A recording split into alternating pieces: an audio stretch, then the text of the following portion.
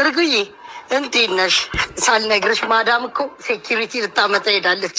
እንዴ ዛሬማ ደህና ጥበቃ ካልመጣ እኔ እኮ ወልፍ ሊገለኝ ነው። ካልሆነ እወጣላታለሁ። እኔ ሌሊት ሙሉ ቆሜ እያደርኩኝ ማለት ነው። ጠምቶኛል። ቆንጆ ነገር ነች። አንተ በቁንጅና ምን አለ ስራና አልፋት ሰራ እንዴት አልሽ? ትርንጎ እትዬ ሰላም ቀስካውን አላጠብሽም? ምንድን ነው እየሞከርኩ ነው። ዋይ የለም። ምንድን ነው የምትናገር? ይሄ ነው ጥበቃ እትዬ። እየቀለድሽም። ይሄ የወሊድ መቆጣጠሪያን ክብል የመሰለ ሰውዬ የማነድር ቤት ኩባያ ናመጣሽብኝ። ደግሞ ከማጠሩ መወጠር የሆነ ሰው ምታመጭ። እኔ ደህና ጥበቃ ይመጣል ብዬ እኮ ነው እስካሁን ስለፋኝ ነበር። ምንድን ነው ደህና ጥበቃ? ፈርጠምጠም ያለ ልጅ ነው ይዤ መጣሁ። ፈርጠምጠም ይሄ እኮ አሉሎ ጭንቅላት ባናት ነው የምትወድቀው።